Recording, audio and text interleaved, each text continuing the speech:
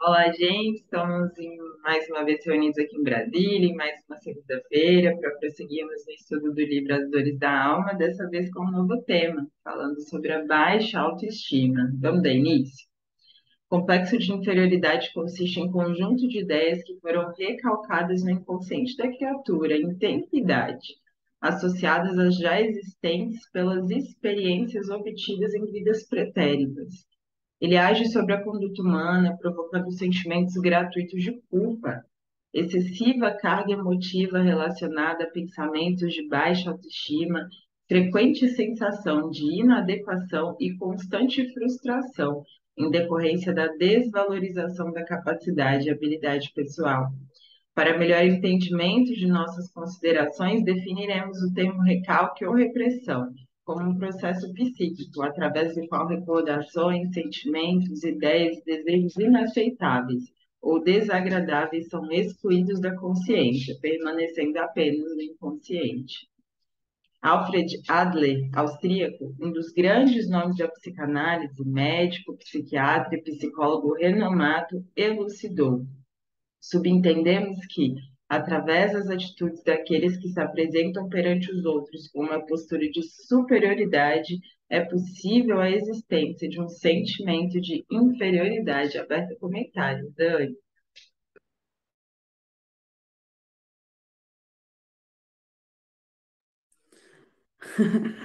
É bastante interessante isso que Hamed traz para nós, né?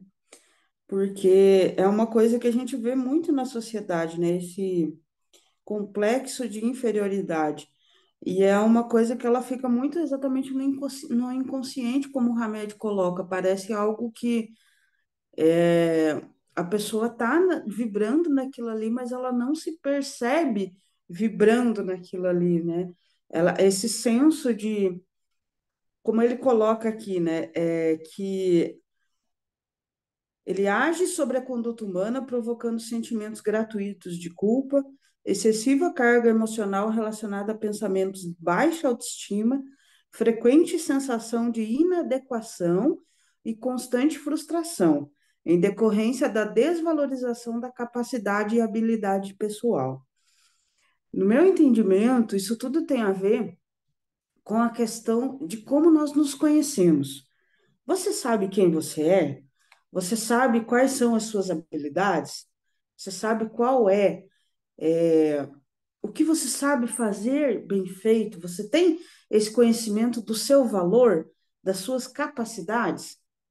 Veja bem, quando a gente tem esse conhecimento de quem nós somos, a gente não se deixa magoar e ferir assim tão facilmente pelo que os outros ponderam sobre nós, né, Tássia? Eu acho que tem muito a ver com isso. A grande questão é, a gente traz essas cargas, inclusive, como o Hamed coloca, de outras encarnações, a gente junta com aquilo que é colocado para nós nessa encarnação e vira esse conjunto todo. E aí entra a questão, o que eu estou trabalhando para saber quem eu sou, para saber o meu valor, para saber as minhas qualidades, as minhas potencialidades, os meus defeitos, que até é sobre isso, né? Às vezes você tem um defeito e a pessoa vai lá e supervaloriza aquele defeito seu, mas ele é tão grande assim? Ou é só uma visão do outro, né? Então, acho que à medida que a gente vai colocando isso, esse recalque, talvez ele vá diminuindo, né? Como o Hamed coloca. Ai, Dani, e é interessante, sabe? Quanto mais eu penso, sim, no paradigma da reencarnação, eu fico pensando assim, né? Quantas vidas será que isso não é, às vezes, assim, um tema central da vida do espírito, né? Às vezes, de carregar essa baixa autoestima, vidas e vidas e vidas. A gente fica imaginando se essa é a nossa melhor encarnação, né? Que a gente fala, assim, das melhores potencialidades, em que a gente se autoconhece já um pouco melhor, e se essas questões, vez ou outra, ainda mexem conosco, né? Se vez ou outra vibra essa culpa dentro de nós, esse sentimento de que a gente não consegue, de que a gente não merece, de que não vai dar certo, né? Que são bem clássicos, assim, dessa baixa autoestima, né? que pensar de tantas outras vidas. Mas, claro, em vez de pensar que cada vez que a gente está curando uma feridinha dessa, que para a gente ainda é assim, bastante atual, com certeza. Tem vidas e vidas aí sendo curadas, né? É uma ferida profunda, muitas vezes, né? Se a gente carrega isso nessa vida, imagina em tantas outras. Mas que bonito é fazer esse processo que a gente chama de autocura mesmo, de olhar, de cuidar e de falar, não, ó, isso aqui a gente consegue fazer melhor já é hora de fazer melhor.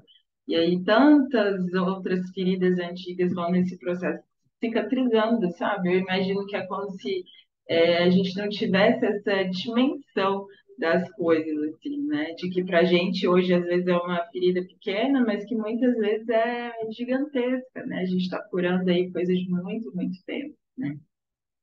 E é interessante esse mecanismo de compensação que normalmente existe, né? Ou seja, o ser que tem essa baixa autoestima, em geral, ele vai para hipercompensação. De algum modo, para tentar evitar essa dor dessa baixa autoestima que ainda vibra dentro dele e se considera superior, né? Então sai de um polo muito extremo e vai para outro, que é o que ele comenta ali, né? Subentendemos que atrás das atitudes daqueles que se apresentam perante os outros com uma postura de superioridade, é possível a existência de um sentimento de inferioridade. E aí, como é que pode, né? Se a pessoa se sente inferior, como assim ela se mostra superior?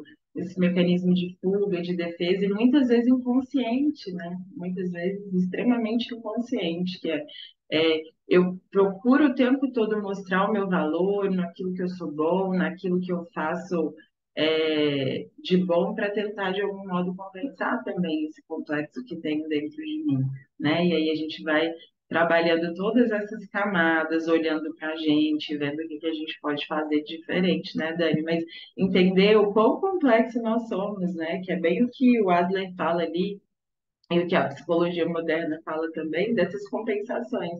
Às vezes, um ser que se sente ele muito inferior aos outros fica o tempo todo mostrando o que fez, mostrando o que acha que é, para tentar compensar esse sentimento de dor interior, de não se achar suficiente, né?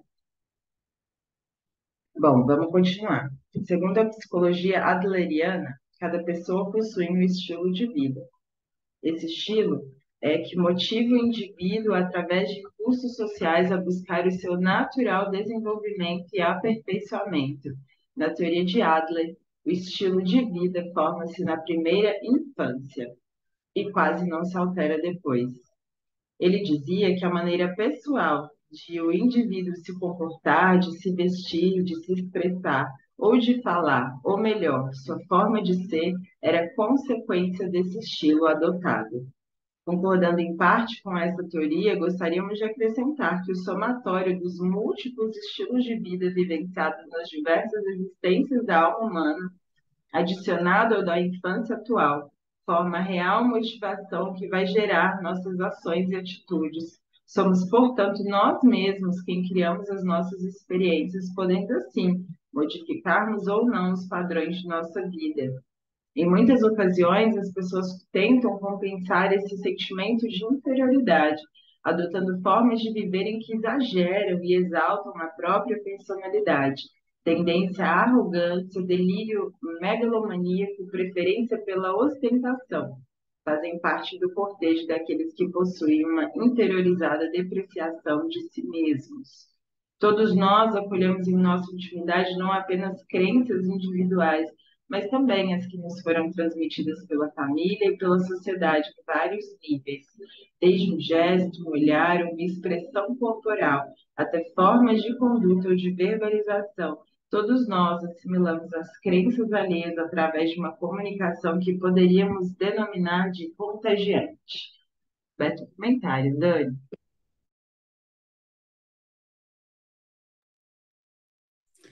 É interessante esse movimento de massa que Hamed coloca nesse final, né? Denominando como algo contagiante, é isso que a gente vê mesmo muitas vezes acontecer, né? A pessoa com um senso de inferioridade interna, um desvalor interno, ela acaba trazendo para sua vida externa algo que, de certa forma, compense isso, né? Só que a gente sabe que isso, na verdade, é uma ilusão que nós temos, né? Porque o que que acontece? A gente só vai ter uma vida interior satisfatória, feliz, de acolhimento, no momento que a gente tem consciência daquilo que a gente é e que a gente trabalha para modificar esses padrões, né? Como o Hamed também traz para nós, né? A pessoa que ela tem uma autoestima equilibrada, né, Tássia, ela não precisa ficar, como diz o Rossandro Klinge, se amostrando para os outros, né? Ela tem o senso de quem ela sabe quem ela convive harmonicamente com isso e não precisa ficar se colocando de uma maneira superior aos outros, né? É algo natural nela, ela ter esse senso de quem ela é, das capacidades dela e conviver bem com isso na sociedade, no meio onde ela vive, né? E nós que temos a concepção da vida como um espírito imortal, é dessa forma também, né, Tássia? Nós estamos aqui de forma passageira, somos espíritos imortais, estamos transitando por aqui, construindo um pouquinho mais naquilo que somos, no ser que somos, e não precisamos ser maior que ninguém, nós precisamos ser melhores do que éramos ontem. Eu acho que fica essa questão mais forte em nós, de nós sermos melhores do que éramos, não melhor do que os outros, né? É, e é bem sobre isso, né, Dani? Nem esse senso de inferioridade em relação a ninguém, nem de superioridade, né? Mas deixa eu descobrir quem eu sou, né? E é como essa beleza de ler esse livro da vida que somos nós mesmos, né? Às vezes a gente quer ler tantos livros que como se fossem os outros, né? Ler tantos outros livros, mas a gente esquece de nos ler, né? De pegar ali o nosso livro da vida e de ver mesmo os momentos mais desafiadores, né, que a gente considerou ali difíceis, ruins, mas com uma beleza ali oculta, né, de que olha a minha história, olha quem eu estou me tornando, olha o que eu estou construindo, olha o que eu estou decidindo viver, né? E eu acho que é sobretudo ter ver essa beleza na nossa própria vida, né? Ou seja, eu não preciso ficar olhando a estrada alheia, deixa eu focar aqui na minha, deixa eu colocar cada coisinha que eu faço em cada característica minha, essa beleza que é só minha, né, Dani, que é só sua, e aí viver uma vida mais condizente com isso. E acho que o exibicionismo seria um pouco esse movimento que a gente, claro, já vivenciou em muitos outros períodos da história, e de algum modo as redes sociais transformam isso ainda em uma coisa ainda maior, né? Porque a privacidade deixa de existir um pouco mais, a gente passa a conhecer muito mais a vida dos outros, né?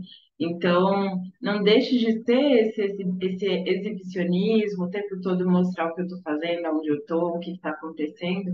Essa baixa autoestima, quer dizer, isso não guardo para mim, né? Fico ali o tempo todo tentando mostrar algum valor que reside ali dentro de mim, da minha conduta, de quem eu sou, porque isso não está interiormente definido, esclarecido, né? Mas para ver que todos nós carregamos dores, né, em menor ou maior grau, e que a gente precisa ali olhar, deixa eu olhar para o que está acontecendo aqui dentro de mim, né? Você tem mais algo a comentar, Dani? E acho que talvez um exercício que a gente pode fazer, né, Tássia, para se conectar conosco mesmo, de fato, é você observar o seu sentimento. Como que você está sentindo a vida? Não é o que você pensa. Não é você, por exemplo, eu olhar a minha garrafa e pensar assim, nossa, mas ela é azul, ela tem 700 ml, eu posso colocar água, eu posso colocar... Não, isso é meu pensamento. É o que eu estou sentindo, sabe? Você parar e se observar interiormente e perceber. Aí, de repente, você vê aquela questão assim, nossa, mas eu tô com raiva de fulano porque fulano conseguiu alguma coisa. Por quê? Por que que você está se sentindo menor que ele por ele ter conseguido alguma coisa, se você também conseguiu tantas coisas? Então, é você ter esse senso E você ir se percebendo, por que que eu estou agindo assim? Por que que as coisas estão com esse, eu estou sentindo as coisas dessa forma, como se estivesse doendo em mim? Precisa ser assim? Então, tipo, você vai tendo a dimensão do que está acontecendo com você. Por que que eu me sinto com esse sentimento, como ele coloca aqui, de arrogância? Que eu me sinto maior que os outros? Aí você vai percebendo tudo que está acontecendo no seu interior e o porquê daquilo ali, porque a gente só vai conseguir modificar ou potencializar, melhorar alguma coisa quando a gente tem noção do que está acontecendo. Se a gente não conhece, a gente não consegue transformar. Então, um ponto é isso, você ir se conectando com o seu sentimento. O que que eu estou sentindo agora? Como que eu estou sentindo a vida? Como que as coisas estão acontecendo dentro de mim, não só lá fora. Silencia o barulho externo, se ouve, se conecta com o seu interior, e aí você vai ter uma percepção completamente diferente da vida, né? E de quem nós somos de verdade, né, Dani? Bem isso. Quando a gente se conecta mesmo com esse interior profundo e começa a fazer essas perguntas que você bem sugeriu, é isso. De repente, vem na sua memória um evento lá de trás, você fala, epa, deixa eu ver por que que isso veio.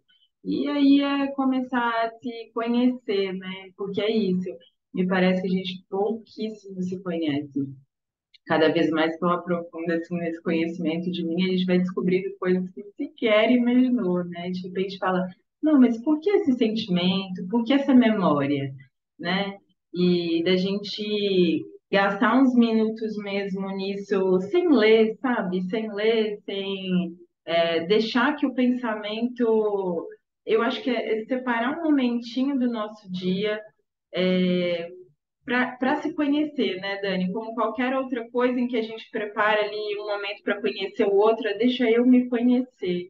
E aí, sem distração de livros, mas ali entrando em um estado um pouco mais meditativo, as coisas vão vindo, algumas dolorosas, a gente vai tentando ali nesse processo se entender e colocar amor, né, em tudo isso, em todas essas feridas, em tudo isso que a gente às vezes não gosta muito de ver, colocar amor, né? Eu sou assim, mas posso crescer, posso ser melhor, a gente pode transformar isso daqui. Deixa eu me olhar, né? Deixa eu me olhar para essa verdade bonita de quem quer se conhecer para se melhorar, para evoluir. Vamos continuar, né, Dani? Muitas almas, devido à sua imaturidade espiritual, deixaram-se contagiar por crenças materialistas no decorrer dos séculos e nos diversos lugares onde viveram. Aceitaram as doutrinas filosóficas que defendem o ceticismo e que atribuem como causa ou origem as propriedades íntimas da matéria. São as crenças do acaso que atribuem a tudo um acontecimento fortuito ou aleatório. Na parte 1, capítulo 1, questão 8 de O Livro dos Espíritos, encontramos que seria um absurdo atribuir a formação primária a uma combinação fortuita da matéria, ou por outra, ao acaso. A harmonia existe no mecanismo do universo, revela o poder inteligente. O acaso é cego e não pode produzir os efeitos que a inteligência produz. Um acaso inteligente já não seria acaso. Aprofundando as nossas observações, podemos considerar que a base de todo o complexo de inferioridade inicia-se no materialismo, ou seja, na crença do nada. Quando cremos que tudo provém do acaso e que nada existe senão o que os olhos físicos conseguem visualizar, iniciamos em nós o processo de inferioridade. Criamos a partir daí um estilo de vida inconsciente, baseado em que não somos nada, e em nossas profundezas consideramos ser o produto momentâneo do acaso. Rejeitamos a riqueza incomensurável do nosso mundo interior e do universo e não acreditamos na plenitude da vida mais alta, porque desprezamos a perfeita ordem divina. Ignoramos a essência sagrada que habita em nós e lutamos contra uma suposta má sorte que nos fataliza a desgastar enorme quantidade de energia por não reconhecermos as leis naturais que regulam tudo e todos. O poeta e prosador francês François-Marie, dito Voltaire, esclareceu com muita propriedade: o acaso não é, não pode ser senão a causa ignorada de um efeito desconhecido. Quando a pretensão e o orgulho tomam conta dos nossos atos, nossa maneira de ser passa a fundamentar-se numa constante supercompensação negativa de nossos sentimentos de inferioridade, por acreditarmos que somos simplesmente uma combinação fortuita da matéria. Aberto comentários, o Bita aqui fazendo uma participação especial, brincando consigo mesmo aqui. É isso aí, ué. Interessante, né, Tássia? Porque, veja, quando a gente tem esse conhecimento do quão grande o universo é e de que nós mesmos somos um universo em particular, né? A Marisa Monte fala do nosso infinito particular. Eu acho que é isso, sabe? Se você tem essa percepção, olha só como que a gente é uma riqueza à parte, né? Se a gente for observar todo o funcionamento do nosso organismo, todas as nossas articulações, todo o ecossistema que nós somos mesmo, né? Se for pensar nisso, meu Deus, quem criou isso? E o quão grande é tudo isso, né? Se a gente for pensar no universo, em toda a harmonia que existe, mas se você observar para você mesmo, o quão grande nós somos, o quão especiais nós somos, o quanto de movimento existe internamente para que tudo isso funcione aqui na matéria mesmo.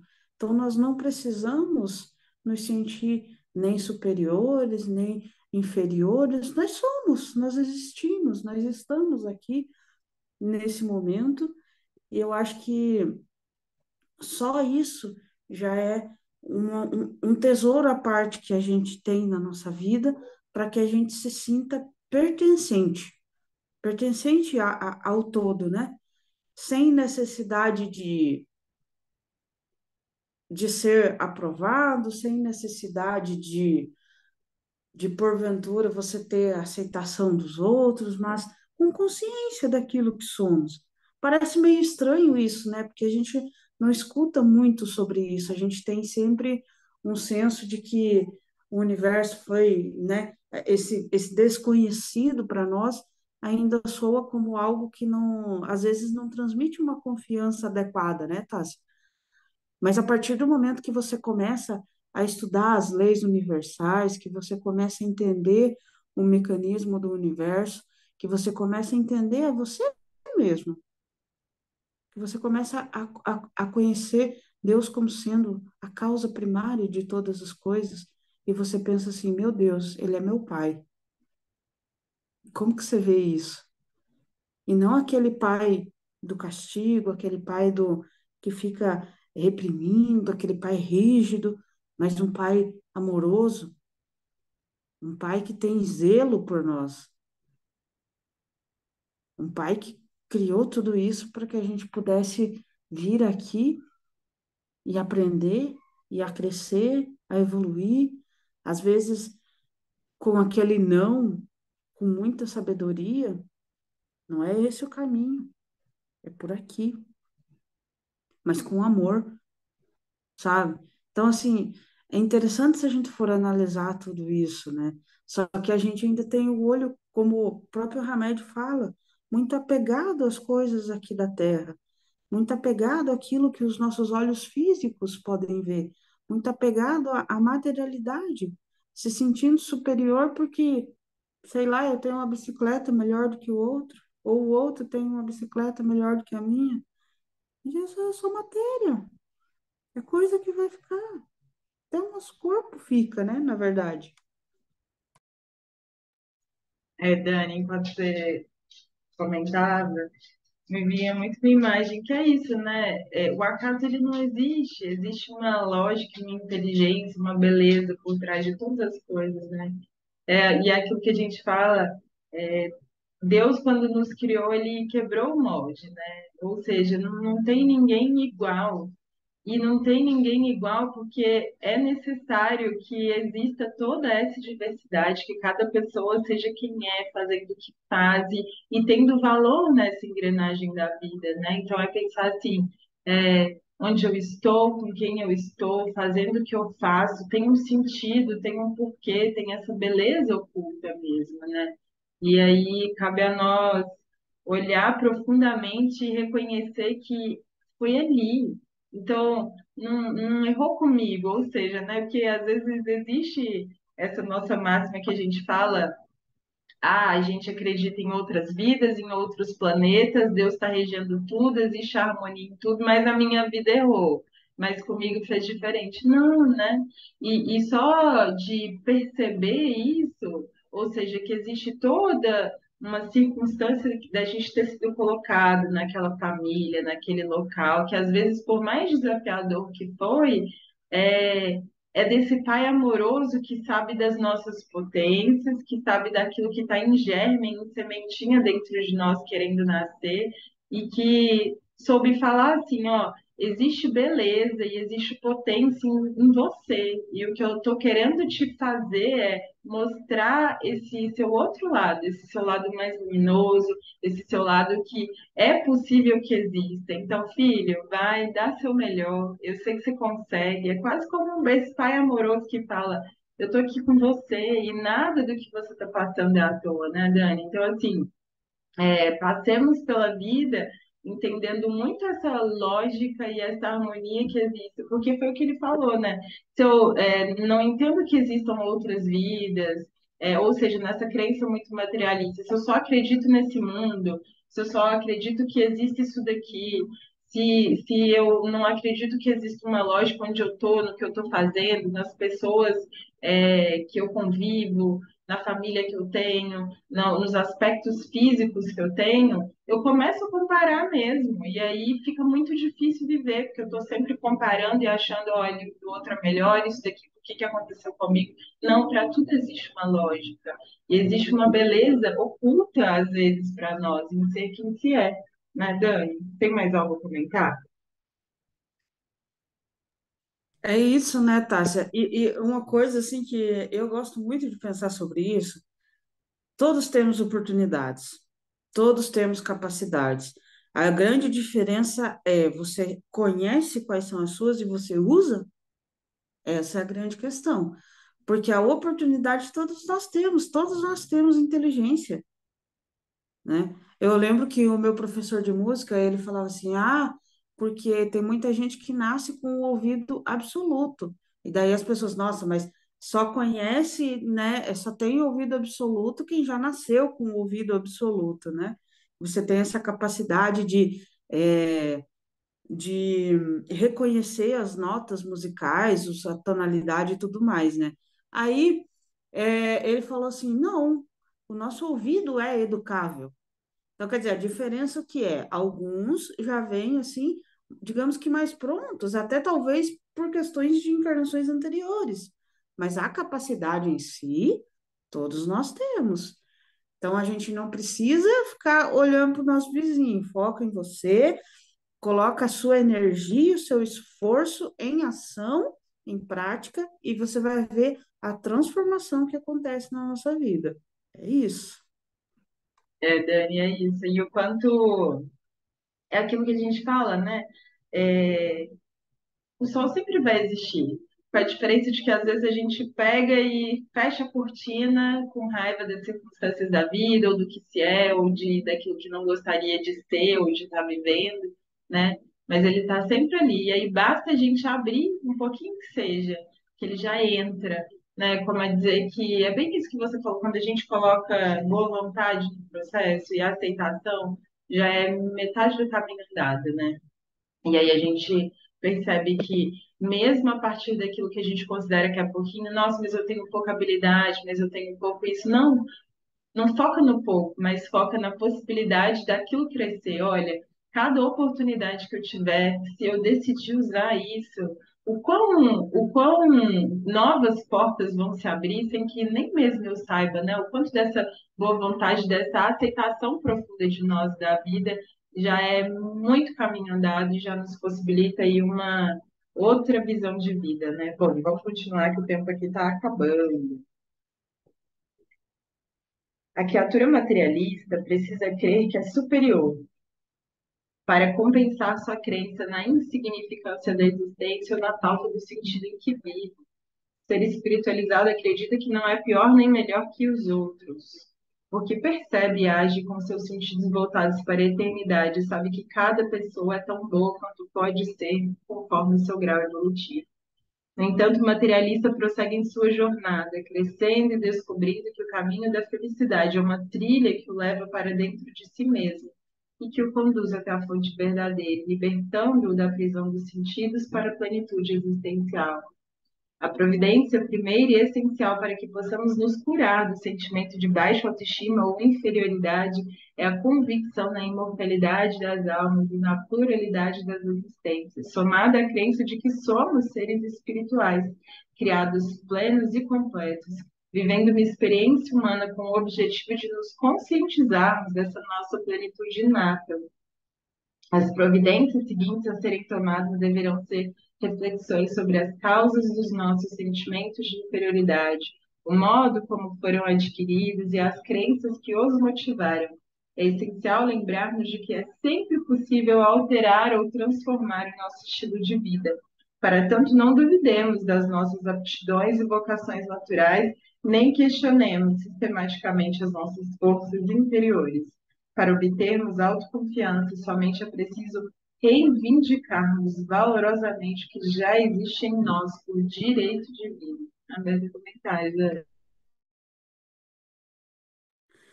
Muito lindo, né? Para obtermos autoconfiança, somente é preciso reivindicarmos valorosamente o que já existe em nós por direito divino. Eu gostei dessa parte e gostei também dessa outra parte em que o Hamed coloca, para que saiu aqui do livro, mas enfim. Essa parte que ele coloca é a providência primeira e essencial para que possamos nos curar do sentimento de baixa autoestima ou inferioridade é a convicção na imortalidade das almas. Por que que ele coloca isso? Porque quando a gente olha por esse aspecto da imortalidade das almas, o que a gente avalia em nós? Nosso caráter, o amor que existe em nós, o bem que a gente pratica, né? Como a gente vê o mundo, como a gente vê os demais espíritos que convivem conosco e toda essa imensidão que é o universo. É isso que fica. Não fica o que nós temos aqui, não fica a nossa casa, não fica nosso carro, não fica o nosso corpo, mas fica aquilo que nós conseguimos cultivar dentro de nós. E o quanto que nós melhoramos tudo isso internamente, né? Porque isso é uma coisa que ele coloca aqui, né? Que é essencial lembrarmos de que sempre é possível alterar ou transformar nosso estilo de vida. Quer dizer, se porventura você se vê de uma forma que não, que você não está satisfeito com aquilo ali, que você vê que não está agregando, ou que foram colocados, incutidos em você certos valores, certas convicções que porventura você acredita que não estão agregando mais, transforma. Não espera desencarnar para você mudar aquilo que é possível ser modificado hoje. Hoje é um excelente dia para a gente começar a nossa transformação. Sempre é. Porque o momento que nós temos na vida é o hoje, é o agora. É, e enquanto é isso, né, Dani? A gente pode ter várias conquistas exteriores, mas necessariamente o nosso senso de valor interior, por mais que a gente tenha daqui a pouco um jatinho, um navio, ou seja, a gente vai aumentando as nossas necessidades materiais, às vezes vai tendo condições de ter um pouco melhor, né, coisas um pouco melhores, mas entenda, necessariamente esse processo ele vai ser sempre interior, por mais que a gente tenha várias conquistas exteriores, seja de título, seja de algo material, o senso de valor que a gente tem, ele deve ser construído interiormente. É isso que a Dani falou, né, Dani? como seres imortais que somos, o que que vai importar, né? No final das contas, nesse balanço que a gente faz das nossas vidas, em que a gente já viveu em tantos países, já com tanta gente, vivendo sobre os mais diferentes aspectos materiais, né? Seja com recursos ou não. O que que importou nisso tudo, nessa soma de todas essas existências? Quem a gente se tornou? Como que a gente tratou o outro? Quais virtudes a gente foi ganhando ao longo da existência, né? Quais foram esses aprendizados? Necessariamente, por mais materialista que a pessoa seja, vai vir essa angústia, que é esse processo de encontro interior, que necessariamente vai encontrar. E que nesses momentos, que é quase como um chamado da vida mesmo, olha para dentro, né? O que a gente vive materialmente é bom, é importante, não é ruim, mas será que isso não está nos consumindo, né? E aí é olhar para todas essas coisas, fazer essa ausculto interior e falar, mas e quem eu estou me tornando? Estou me tornando um ser melhor, bom para mim, bom para os outros? Estou tendo impacto positivo na minha vida, na vida dos outros? Estou conseguindo isso? E se não estou, como você mesmo disse, você bem disse, hoje é o melhor dia para isso, para iniciar esse processo, para se transformar, e o quanto de ganho a gente vê em todo esse processo. Então, saibamos olhar para dentro, saibamos crescer como esse ser humano virtuoso mesmo, que a gente está aqui para se humanizar, né? Quer dizer, a gente passou por tantos reinos, né? Passou ali pelo reino animal, mas ainda continua tão instintivo, né? E é pensar assim, mas eu vim para ser o melhor humano que eu posso ser, né? Para desenvolver essas virtudes, essas habilidades, e isso sim, o exterior vai se refletir com certeza nessa minha melhora interior. Então, não tenhamos baixa autoestima, né? Reconheçamos o nosso valor, as nossas tentativas de sermos melhores, de progredirmos, e nos firmemos nisso, né, Dani? Você tem mais algo a comentar? Eu penso que nós temos inúmeros recursos disponíveis no universo para nós o tempo todo, né, Tássia? A gente pode se conectar com a espiritualidade, se conectar com o bem, se conectar com pessoas que estimulem em nós o crescimento, pessoas que não sejam competitivas, né? Eu acho que nós não temos. Eu acredito muito na cooperação. A cooperação é cada um trazendo um cadinho daquilo que sabe, trazendo um pouquinho de si, e nisso se conectando com o outro e tendo essa capacidade de transformar pelo exemplo, de transformar por aquilo que está sendo feito, sabe?